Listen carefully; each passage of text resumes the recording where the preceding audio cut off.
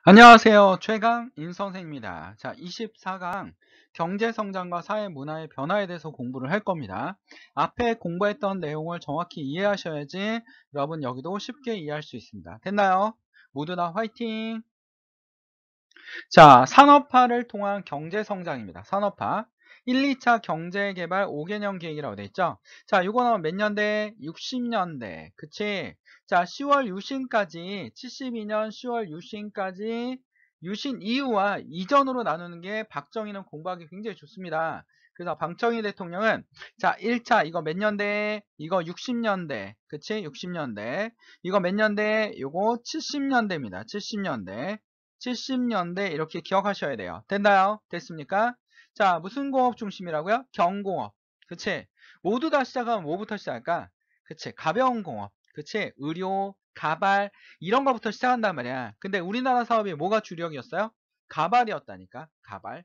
가발. 왜? 우리가 가진 게 없잖아. 정말 가난했어요. 그치? 쉽게 말하면 소말리아보다도 가난했어요. 너무나 가난했기 때문에 머리카락을 잘라서 팔아가지고 어떻게 했습니까? 그치? 가발 산업이 육성됐단 말이야. 그치? 그래서 전 세계적으로 가발이 거의 메이드 인 코리아가 어마어마했습니다. 그래서 엄마들이나 이때 여성들은요, 머리 길러서 정말 돈이 필요하면 어떡합니까? 가발을, 머리카락을 사는 사람들이 있었는데 그 머리카락을 사는 사람에게 머리를 잘라서 팔았단 말이야. 그치? 자, 그래서 뭡니까? 노동집약적인 경공업을 육성합니다. 가발 산업을 기점으로 뭡니까? 의료 산업이 발전하기 시작하는 거죠. 됐나요? 그러니까 화학 비료나 시멘트, 기관 산업 육성에 중점을 둡니다. 그리고 자, 돈이 없었잖아, 우리가. 그러니까 돈이 없었다 보니까 돈을 벌기 위해서 뭐 합니까? 그치? 한일 협정을 맺죠? 그래서 여러분 60년대 나면 꼭 뭘 기억해야 돼? 한일 협정을 여러분 기억해 두셔야 돼요. 됐나요? 한일협정과 그 다음에 무슨 전쟁? 베트남 전쟁. 그치? 정치와 경제가 연결되어 있는 거야. 베트남 파병으로 어떻게 된다고요? 미국에 돈을 빌린다고요. 베트남 파병으로 무슨 업이 발전한다고? 건설업. 됐나요? 한일 국교 정상화로 뭐 한다고요? 일본이 독립축하금 줬다고 그랬잖아. 그치? 그 다음에 뭐예요? 뭘 포기했다고요? 우리 청구권 포기했다고요. 그치? 그래서 1번이 주장하는 게 뭡니까? 국가가 청구권을 포기했기 때문에 개인의 청구권도 말소됐다라고 얘기하는 거죠. 그치? 우리가 주장하는 거 뭡니까?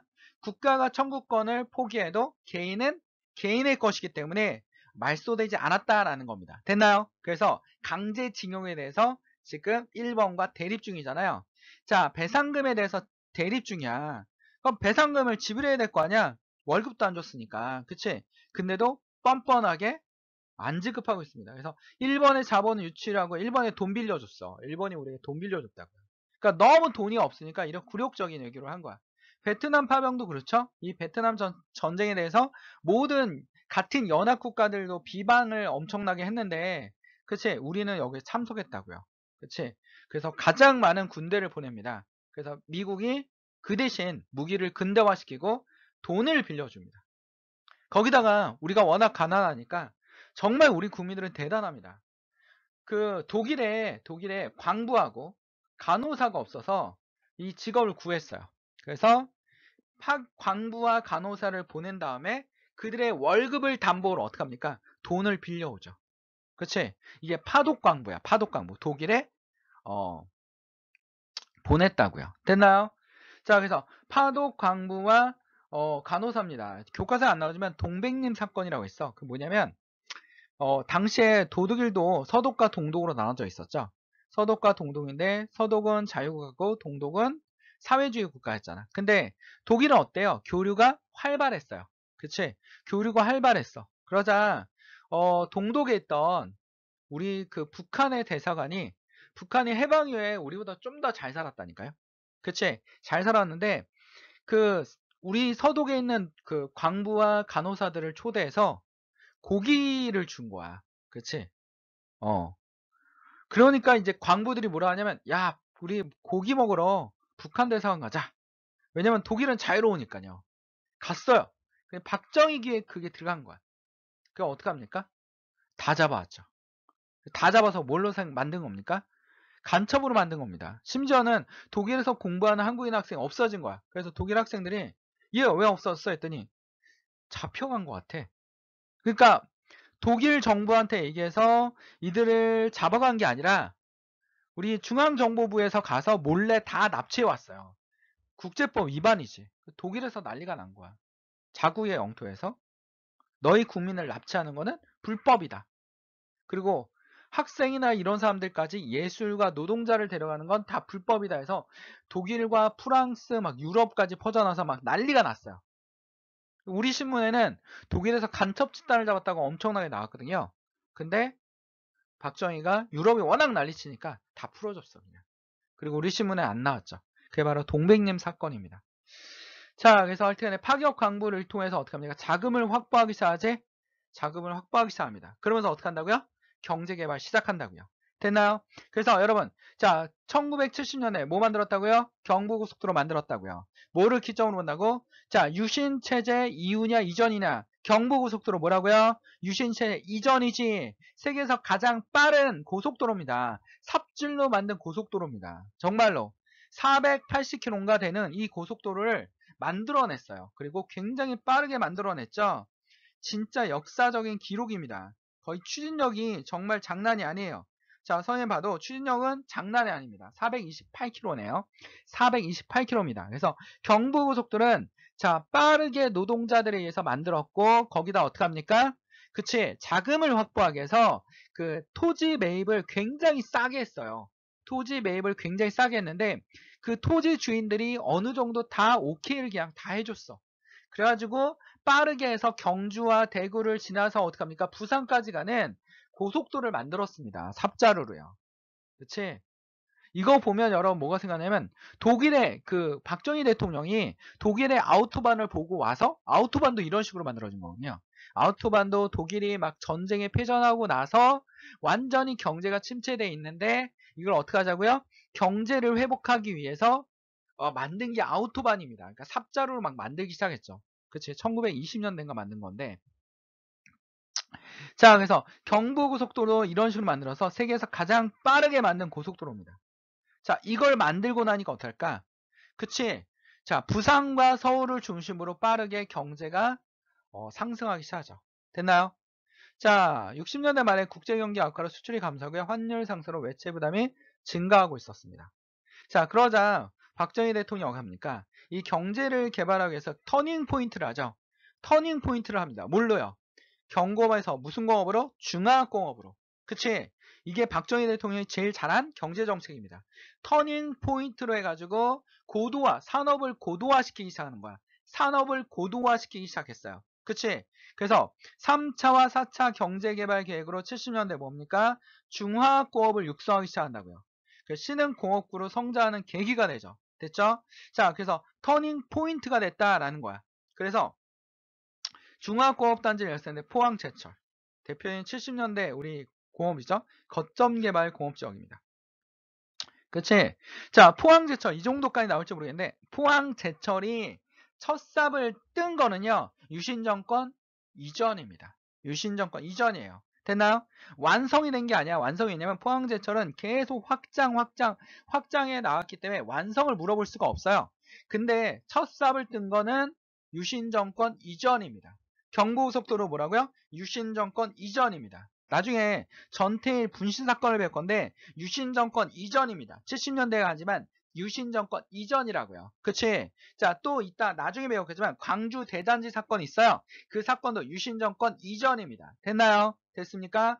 자, 그래서 조선에는 울산과 거제라는 도시에 만들어지고 자동차 원자력인데 이때 원자력 월성, 그치? 고리, 경주 월성과 부산의 고리 원자력 발전소가 만들어지고요. 자, 남동 임해공업단지가 건설되기 시작했다고요. 됐나요? 몇 년대? 1970년대. 됐나요? 중화업공업 비중이 경공업 비중을 증가하기 시작합니다. 됐나요? 그리고 높은 경제 성장률을 보면서 한강의 기적을 만들고요. 수출 100억 달러를 조성했어요. 됐죠? 자, 이러면서 엄청나게 고도화됐어요. 박정희 때 경제 성장은 엄청나게 빠르게 이루어지고 있었습니다. 됐죠? 자, 근데 자, 73년에 1차 석유 파동이 일어났어. 그치? 자, 이스라엘하고 아랍 국가들이 싸우는 바람에 그치? 아랍이 그에 대한 대가로 이스라엘 승리를 거두잖아. 미국이 도와주는 바람에. 그러자 아랍 국가들이 그에 대한 대가로 석유 가격을 엄청나게 올리죠. 생산량을 줄인 다음에. 자, 근데 여러분 봐봐. 1차 석유 파동은 우리가 극복할 수 있었어요. 왜? 우리는 지금 73년이면 뭡니까? 경공업에서 중화공업으로 넘어가는 거야. 그치? 그러니까 석유가 그렇게 많은 영향력을 주는 그런 국가가 아니란 말이야. 그러니까 이 석유를 얻어오기 위해서 어떻게 합니까? 중동에 가서 건설을 하고요. 그에 대한 대가로 뭘 받아온다고요? 석유를 받아오기 시작한다고요. 됐나요? 그러면서 1차 석유 파동은 그렇게 어렵지 않았습니다. 됐나요? 그걸 머릿속에 잘 기억하셔야 돼요. 1차 석유 파동 어렵지 않았다라는 거야. 근데 2차 석유 파동은 어려웠죠. 당연히 어렵지. 왜? 이미 중화공업 국가가 되어 있잖아. 거기다가 너무나 화학공업이 과잉 투자되고 중복 투자돼서 너무나 회사들이 많았단 말이야. 근데 이때 석유 가격이 올라가면 어떻게 될까? 우리 경제에 엄청난 영향을 주죠. 그치? 그래서 2차 석유 파동, 이걸 계기로 어떻게 됩니까? Y체의 노동 문제 사건이 터지고요. 무역 사건이 터지고, 자, 11.6 사태가 터지면서 박정희 정권이 무너지는 겁니다. 됐나요? 정치, 경제를 자꾸 한꺼번에 공부하셔야 돼요. 됐나요?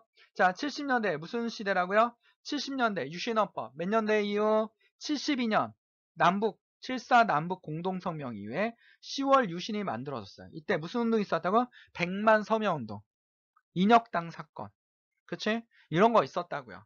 됐나요? 그걸 머릿속에 기억하셔야 된다고요. 김대중 납치 사건 이런 데 있었다고요. 됐나요? 자, 그래서 60년대에 여러분 경부고속도로가 만들어졌잖아. 이거는 잘한 거지만 너무나 빠르게 만든다라는 게, 우리가 너무 빨리빨리라는 게 이때부터 나오기 시작했는데, 빨리 만드는 바람에 굉장히 부실공사가 됐죠. 그래서 만드는 비용보다 고치는, 지금까지 수리하는 비용이 거의 1,500억 정도 들 정도로 상당히 많은 돈이 들고 있다는 문제점도 있습니다. 됐나요? 됐습니까? 경제개발에 추진력이 있었다라는 거 여러분 머릿속에 기억하시면 돼요. 자, 그 다음에 여러분 넘겨서 경제성장률 추이를 한번 보겠습니다. 여러분 봐봐. 79년에 오일 쇼크 있었죠? 경제가 어떻게 됐습니까? 마이너스 성장을 보였어. 우리나라가 딱 두 번 마이너스 보였어. 1997년에서 8년 사이에 마이너스 쳤죠? 이건 뭐야? IMF. 그 다음에 이건 뭐야? 오일 쇼크. 오일 쇼크입니다. 오일 쇼크예요. 됐나요? 됐습니까? 그래서 우리나라 처음으로 마이너스 친 게 딱 두 번 있다. IMF. 이 IMF 때 대통령 누굽니까? 김영삼. 그치? 요 79년 오일 쇼크 때 대통령 누굽니까? 박정희. 그럼 요 사이에 지금 경제 성장률이 굉장히 높잖아. 요 경제 성장률이 높은 요때 누굽니까? 전두환. 됐나요? 전두환, 노태우, 김영삼 이렇게 가는 겁니다. 됐나요? 그 김영삼 때 완전 폭락하죠. 됐죠? 자, 80년대 경제 변화입니다. 80년 나왔어. 누굽니까? 누구 기억해야 됩니까? 전두환. 됐나요? 전두환 때 경제 상황이 나빴다, 좋았다? 좋았다라는 거야. 그치? 이때 정말 전두환한테는요, 운도 좋았고요. 정말 똑똑한 사람이 옆에 붙어 있었어요. 누굽니까? 김재희. 서울대 경제, 서울대를 나오신 김재희 교수님이죠. 이 김재희 교수님은, 경제의 달인이었어. 그래서 이 김재익을 세우니까, 김재익이 한 일이 뭘까? 김재익이 그랬어. 물가를 낮추면 경제가 산다. 근데 여러분, 박정희나, 핵심 포인트지. 박정희나 전두환 모두 다 누가 경제를 주도하기 시작합니까? 그치? 국가가 주도하잖아. 국가 주도라니까요. 박정희는 시장주의자가 아니야. 철저한 국가 주도에 의한 경제라고요. 그치? 경부고속도로도 누가 주도했습니까? 국가가 주도하는 거잖아. 국가가 주도하는 겁니다. 개인이 주도하는 게 아니에요. 그치? 국가가 주도해서 건설사에게 맡기는 거죠. 그치? 전두환 때도 국가가 주도합니다. 자, 그래서 어떻게 합니까? 전두환이 그 얘기를 듣고 어떻게 합니까? 공무원 임금 동결 이랬단 말이에요. 공공요금 동결, 공공서비스 요금 다 동결. 그러면 물가가 어떻게 됩니까? 안정화되죠. 그치? 그리고 김재익이 어떻게 합니까? 하나하나 중화공원의 부패와 부정부패, 그 다음에 중복 투자된 걸 다 정리하기 시작해요. 정말 이걸 우리 뭐라고 하냐면 1980년대 전두환의 정책을 뭐라고 합니까? 자, 경제 안정화 정책이라고 합니다. 그래서 경제가 고도화 성장을 하고 있죠. 전두환 때도 고도화 성장을 하고 있는 겁니다. 됐나요? 됐습니까? 고도화 성장을 하고 있었다라는 거 여러분 기억해 두셔야 돼요. 됐죠? 고도화 성장하고 또 한 번 고도화 성장하죠? 이거 누구 때일까? 당연히 김대중 정부 때죠. 김대중 정부 때. 그치? 김대중 정부 때입니다. 요때 뭡니까? 요때 여러분 서브프라임 모기지론에서 여러분 금융위기 터졌잖아. 그때도 마이너스는 안 쳤어. 그치? 요 노무현 대통령 말인데 마이너스 안 쳤단 말이야. 근데 여러분 여기는 뭡니까? IMF와 박정희 때는 마이너스를 쳤어요. 요 두 군데가 경제가 마이너스였다는 거 여러분 머릿속에 기억하셔야 돼요. 자, 80년대 경제 안정화 정책 폈죠. 그치? 전두환, 중화권에 투자 조정을 하고요. 부실 기업 정리하고 자본의 자유화를 정치합니다. 그래서 여러분 3저 호황을 맞이해. 3저 호황. 저금리, 금리, 이자, 은행 이자가 낮은 거야. 그치? 저달러, 달러 가치가 낮아졌어요. 그치? 그럼 달러를 수요하기가 편하겠죠? 달러가 싸니까. 저유가, 기름값이 떨어졌어. 이걸 뭐 고도 성장합니다. 물가 안정되고 국민소득 증가하죠. 됐나요? 됐습니까? 자, 근데 여러분 자본과 금융시장이 개방되지 우루과이 라운드 협상. 우루과이라는 나라에서 라운드, 동그란 테이블에서 다자간 무역 협상이 이루어지고요. 이때 95년에 WTO가 등장하는데 WTO 등장했어. 95년. 누구 기억해야 돼? 김영삼, YS 대통령을 기억해야 됩니다. 김영삼, IMF 때 김영삼. 그치? 그러면 세계무역기구로 인해서 농업시장을 개방하재. 그러면 어떻게 됩니까? 농업 등 1차 타격이 굉장히 심하죠. 거기다 다국적 기업과 금융자본이 국내 진출합니다. 그치? 그러니까 여러분 주식시장 누가 주도합니까? 주식을 올리고 내리는 것 거의 다 누가 하는 거야? 외국 자본이 하는 거야. 외국 자본이. 외국 자본이 와서 어마어마하게 막 그치? 막 몇 조 원씩 사들이기 시작하는 거죠. 그럼 기업들이 쭉쭉 올라가는 겁니다. 얘네들이 또 몇 조 원씩 팔기 시작하잖아요? 그럼 쭉쭉 떨어지는 거죠. 그치? 그 정도입니다. 우리나라 주식시장은 외국 자본의 현금 인출기다. 얘네가 돈 필요해? 빼가는 거죠. 그치? 그래서 다국적 기업과 금융자본이 진출한 거라고요. 이때 김영삼. 됐나요? 자, 이러한 우리나라 국가 주도화의 경제 성장은 빠르겠어요. 성장이 잘 된 거는 정말 좋은 일이지만 분명히 문제점이 있습니다. 그 문제점이 뭘까요?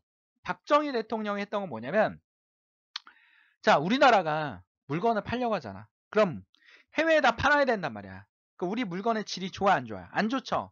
그럼 무슨 경쟁해야 돼? 가격 경쟁. 그치? 가격을 무조건 낮춰야 돼.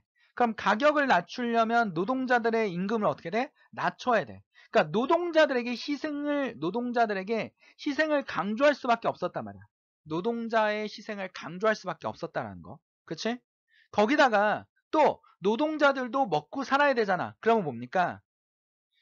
농민들의 고가, 저고가 정책을 피는 거죠. 저고가, 그러니까 농민에게 희생을 강조한 거야. 그러니까 농민들 살 수가 없는 거죠. 살 수가 없습니다. 됐나요? 그 농민들이 어떻게 합니까? 서울로 올라오는 거야. 그래서 여러분 60년대, 70년대 인구가 어떻게 됩니까? 서울로 집중되기 시작한다고요. 그러면 서울에는 무슨 문제가 생길까? 인구가 자꾸 서울로 오면 주택 문제 생기겠죠? 그치? 빈민가가 엄청나게 늘어나는 거야. 그치? 일자리는 이들이 뭡니까? 그치? 정규직 일자리가 아니라 비정규직, 일시적으로 있는 일자리만 얻는 거야. 노동. 하루 먹고 하루 사는 노동자로 전락하면서 굉장히 노동들이 나타난 거죠. 거기다가 우리나라에서는 물건을 팔아서 돈이 안 되니까 자꾸 해외에다 팔고 해외에서 재료를 끌고 오고 기름도 우리나라 안 나니까 기름도 사오고 하니까 대외 의존도가 엄청 높아요. 외채도 증가하죠. 외국에 대한 빚도 엄청나게 증가합니다. 우리 경제는 지금도 해외 의존도가 높습니다. 해외 경제가 안 좋아지면 우리 경제도 안 좋아져요. 외국 경제가 좋아지면 우리 경제도 좋아집니다. 그러니까 이런 금융위기 같은 경우는 우리나라하고 전혀 상관도 없는데 미국에서 터졌는데 우리 경제가 침체되잖아. 그치? 2008년 후대. 공업 중심의 경제와 농촌이 피폐하고요. 이때 농촌이 아주 피폐했어요. 재벌 중심의 경제기구로 정경육창. 정부와 경제가 딱 붙여서. 그래서 이 아저씨 얼마나 받아 처먹었어. 얼마인지도 모르겠어요. 그냥 공식적인 건 3천억이야. 그 와이프가 받은 게 1,000억. 형이 받은 게 뭐 2천억. 뭐 끝없어요. 2천억. 와, 어마어마합니다. 저임금 정책, 노동 탄압, 도시 빈민층 형성, 공해 문제 이런 것이 우리 경제의 문제점으로 작용하죠. 작용합니다.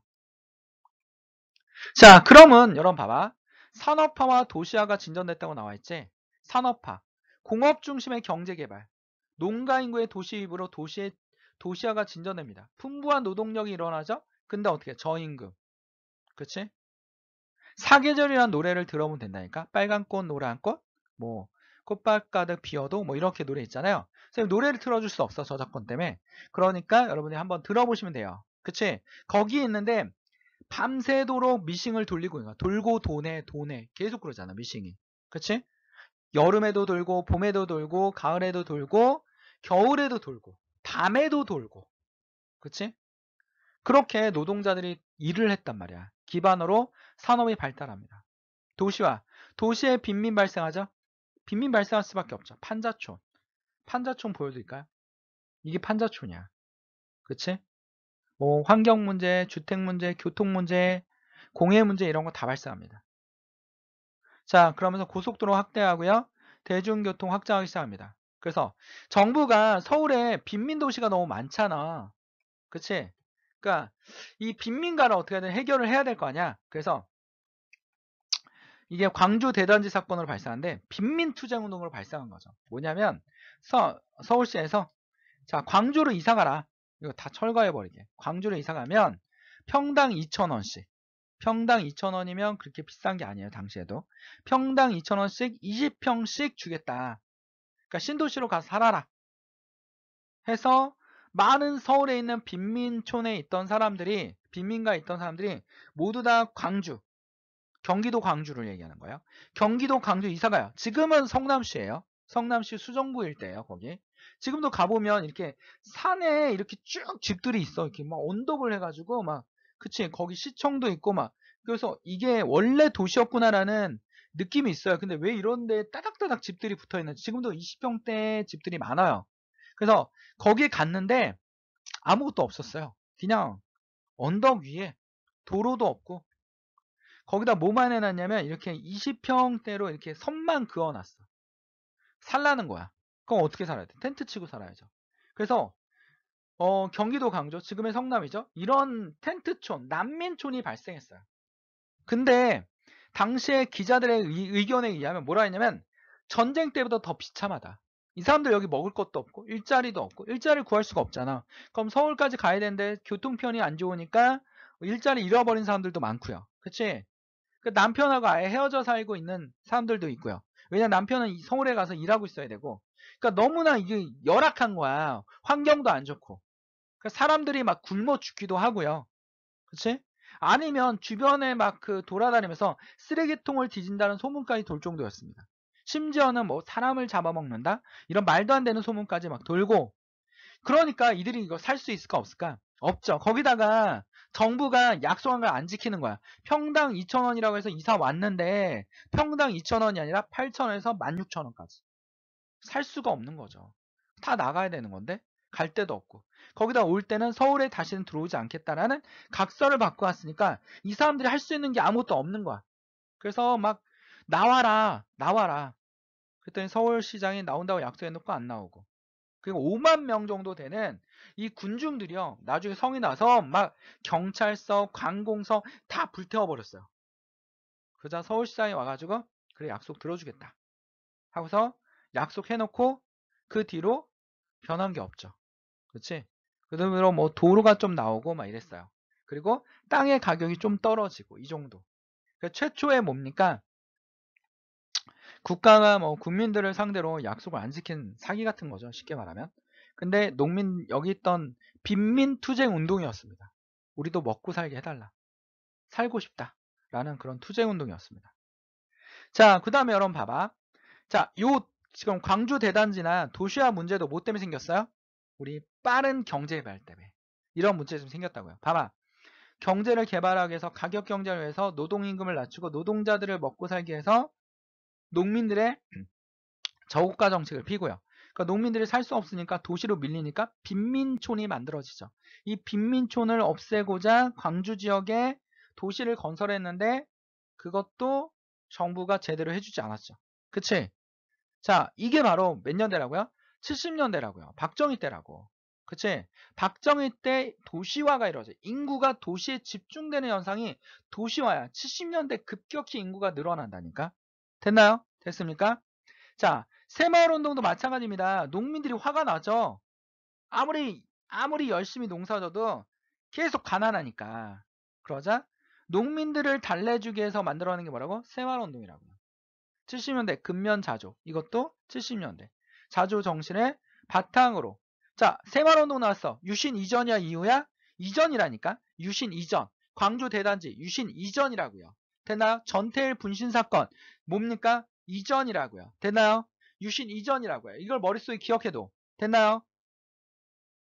농촌 사회의 생활의 개선의 목적을 가지고 농촌을 근대화시킵니다.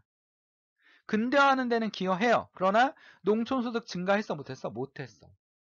농민운동. 이중고가제 중주했어. 이중고가제 뭐냐면 정부가 농민들에게 비싸게 사주고 소비자에게는 싸게 파는 거야. 그치? 근데 이거 못하겠다는 거야. 쌀 수매도 동결하고요. 사들이는 것도 동결하고. 농산물 가격 하락하고 농촌 경기 악화되죠. 그러자 76년에 유신정부 때죠. 한평에 농민들이요. 고구마 끌고 서울에 와서 고구마 다 서울에다 버려버렸어. 도저히 못 살겠다. 우리 이거 좀 해달라. 다 굶어 죽게 생겼다. 그치? 이게 뭡니까? 한평 고구마 피해 보상 운동입니다. 됐나요? 농민운동이 있었죠. 농민운동이 있었고 여기는 뭡니까? 빈민 투쟁운동이 있었고요. 그치? 정부의 고가 정책에 맞서 추곡 수매 제발 쌀 좀 사달라. 그치? 수매운동도 전개합니다. 농민운동이 점점점 발전하기 시작하는 거죠. 자, 80년대 수입 농산물 개발협력과 전국 농민단체 결성하기 시작하고 농산물의 수입 개혁 반대운동입니다. 정말 본격적으로 농민 노동운동이 본격화된 건 언제입니까? 민주화 이후부터입니다. 됐나요? 이때는 시작됐지만 적극적으로 할 수 없었다고요. 무슨 정권입니까? 독재 정권이잖아요. 됐나요? 전두환, 박정희 모두 다 독재 정권이었기 때문에 함부로 얘기할 수도 없었다고요. 됐나요? 됐습니까? 이게 바로 우리의 산업화와 도시화입니다. 됐나요? 자, 노동운동과 여성운동입니다. 자, 노동운동, 산업화 진전에 따른 노동자 수급 증금, 저임금 열악한 환경. 그치? 제발. 그래서 전태일이 분실사건이 일어났다고요. 이거 유신정권 이전이다, 이후다? 이전이다. 그치? YH 무역사건은 뭡니까? 오일쇼크 이후에, 그치? YH 여공들이 신민당 당사에 가서 시위를 벌였죠? 배고파서 못 살겠다. 먹을 걸 달라. 이건 전태일, 아름다운 청년 전태일의 영화야. 한정민 선생님이 인용해 왔습니다. 이게 분신하는 거야. 전태일 어떻게 합니까? 한 손에는 뭐예요? 노동법. 한 손에는 석유 들고 저 동대문 평화시장 가서 우리 노동법이 있는데 왜 지켜주지 않습니까? 우리도 사람입니다. 하고서 몸에다 석유 뿌리고 불 지른 겁니다. 그리고 뛰어나라 사망했어요. 노동운동의 모티브가 되는 거죠. 전태일 열사가 박정희 대통령한테 편지를 보냈습니다.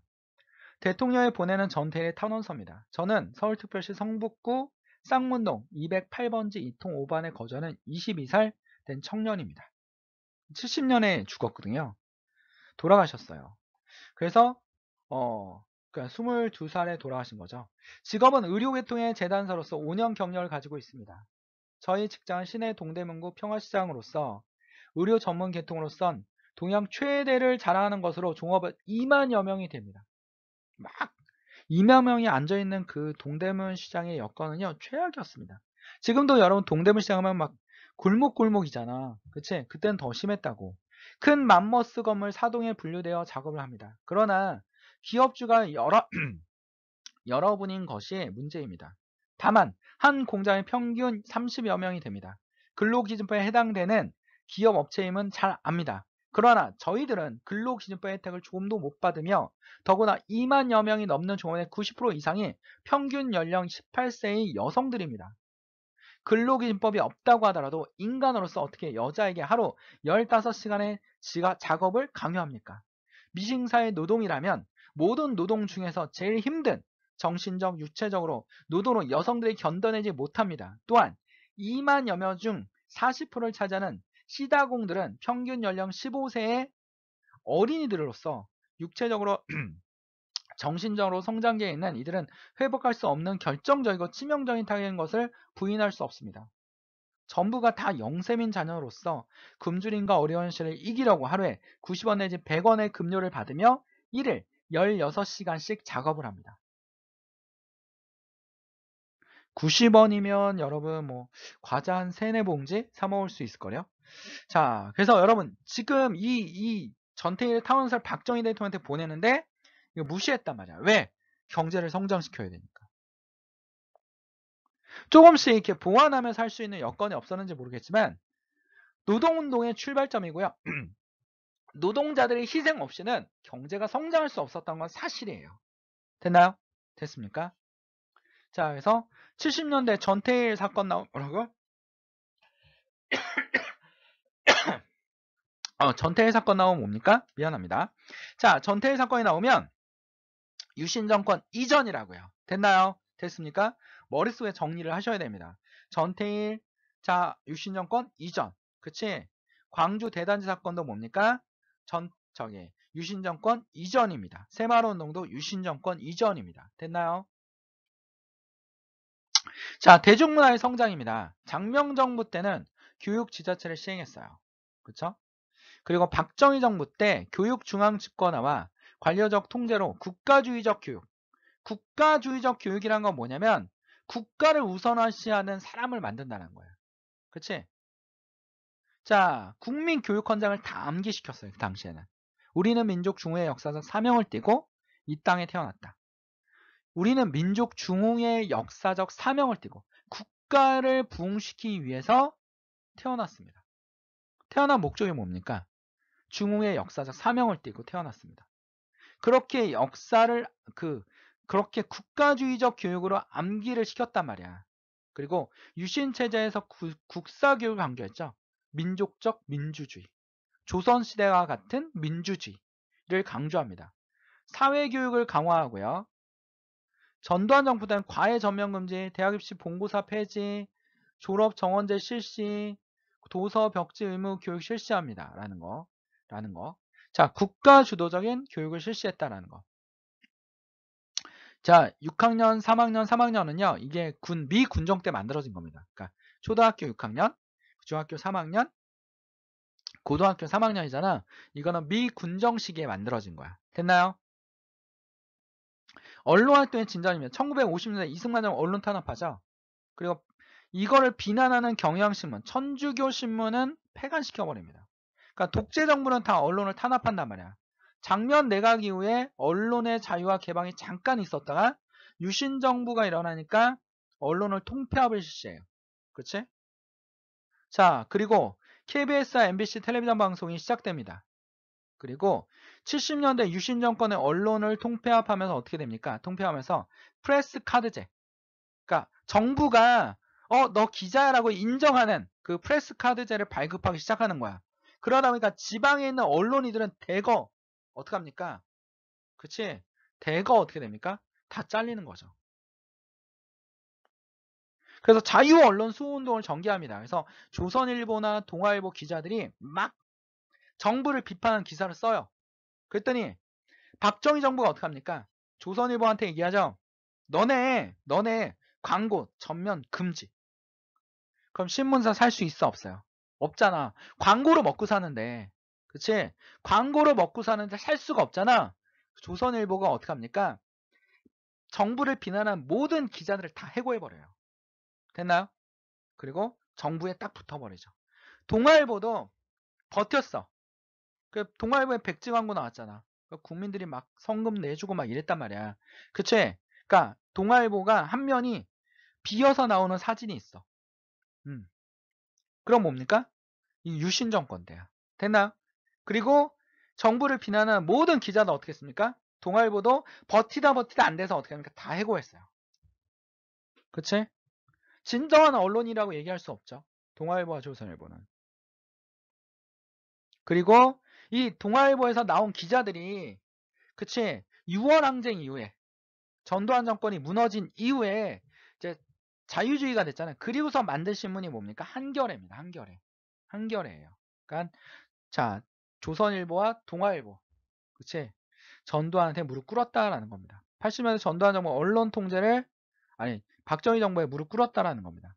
그리고 80년대 전두환 정부도 어떻게 합니까? 언론 통제를 강화하죠. 그렇지? 보도 취침해가지고 어떻게 합니까? 요렇게 제목을 잡어 그리고 요런 내용으로 써 이렇게 보도 취침이 나가는 거야. 그럼 기자들은 그거에 맞춰서 기사를 쓰는 거죠. 소설가죠. 거의 소설가 수준입니다. 그래서 선생님이 이때 땡전 뉴스 있었다 그랬죠? 그치? 모든 극장에 가면 어떻게 합니까? 땡전 뉴스가 시작돼요. 전두환 각하께서는 뭐 이러면서 쭉쭉쭉쭉 오늘도 그치? 포항 제철을 시찰하셨습니다. 그치? 무슨 조선 북한의 무슨 TV랑 좀 비슷한 것 같아요. 자, 됐나요? 이때 어떻게 된다고? 언론 자유가 없었다고요. 이승만, 박정희, 전두환. 됐나요? 자, 대중문화입니다. 영화가 유행하고 영화 제작 편수 급증합니다. 방공영화 이런 거 많이 만들어지죠. 방공영화. 70년대는 텔레비전을 통해 대중가요, 드라마, 코미디 유행하고요. 해외 저항문화 유입이 청년문화로 확산되고요. 박정희 정부 때 금서 못 보는 책들이 있었어. 여러분이 다 아는 책이야. 중학교 때 배웠을걸? 역사란 무엇인가? 이에치카의 이 책. 이게 금지도서였어요. 금지도서. 빨간 책이죠. 빨간 책. 빨간 책이란 거야. 금지곡. 또 여러분이 아는 곡 중에 하나 있어요. 뭐야? 아침 이슬. 아침 이슬 부르면 잡혀갔어요. 여러분 뭐냐면 아침 이슬 가사 중에서 뭐냐면 태양이 대지 위에 붉게 떠오르고 이것 때문에 금지된 거야. 왜냐면 태양이 붉게 떠오르잖아. 근데 뭐라고 합니까? 붉게 떠오르고 빨갱이야. 금지. 그래서 방공의식을 고취하고요. 굉장히 했습니다. 그래서 80년대에 프로스포츠 시대 개막하고요. 언론, 문화 통제. 이때도 학생운동 굉장히 심했죠. 학생운동 굉장히 심했습니다. 됐나요? 이때 학생들을 대변해서 변호를 했던 사람이 노무현 대통령입니다. 노무현 대통령. 자, 문제 한번 풀어봅시다. 1번. 다음 노래가 등장할 시기의 경제 발전에 대한 설명 옳지 않은 것은 월남에서 돌아온 새까만 김상사. 그치? 김추자가 이렇게 노래 불렀는데 이거 부르고 깜빵 갔다고 그랬죠? 이게 손을 막 흔들었는데 박정희가 북한에 보내는 수신호 같다 해가지고 깜빵 갔다고 그랬어요. 자, 옳지 않은 거야. 그럼 몇 년대? 60년대. 그치? 월남에서 돌아왔으니까 60년대죠? 자, 시장경제의 자율성을 도모하고 자본 및 금융시장의 개방을 추진합니다. 자, 추진합니다. 이런 거 아니지? 뭐라고? 국가주도라고요. 국가주도입니다. 국가주도. 그래서 답은 1번입니다. 수출 상품을 생산한 기업이 많은 혜택을 주어 수출을 늘리는데 온 힘을 기울입니다. 맞죠? 대규모 기업 집단의 사업 영역을 다각도로 확대하여 경제 집중력을 시키고 있죠. 저고가 정책, 그치? 도시와 농민 소득 격차 심화되고 농촌인과 도시주하면서 뭐가 발생했다고 그랬어요? 빈민. 경제 개발에 자금을 끌어들이기 위해 서독에 간, 그치? 간호사들. 파독광부, 그치? 베트남 참전, 맞죠? 옳지 않은 거 몇 번? 1번이죠. 됐죠? 다음 그래프의 가시기에 대한 설명 옳은 것을 보기에서 모두 고른 것은 자, 이거 뭐야? 그치? 96년에 99년이죠? 97년 뭐가 터진 거야? IMF 터진 거죠. IMF. 그치? IMF. 뒤에서 배워도 될 것 같은데요. 강도 높은 경제구조의 조정이 시작되었다. 맞지? 국제 신인도가 추락했죠. 경제개발기구 OECD 재정 통제를 받은 게 아니라 IMF의 통제를 받았지. 국제통화기구 IMF의 금융지원액 상환을 완료한 건 무슨 정부? DJ 정부, 김대중 정부입니다. 김대중 정부. 답은 몇 번입니까? 1번입니다. 됐나요? 그래서 마이너스를 친 게 79년하고 뭐라고?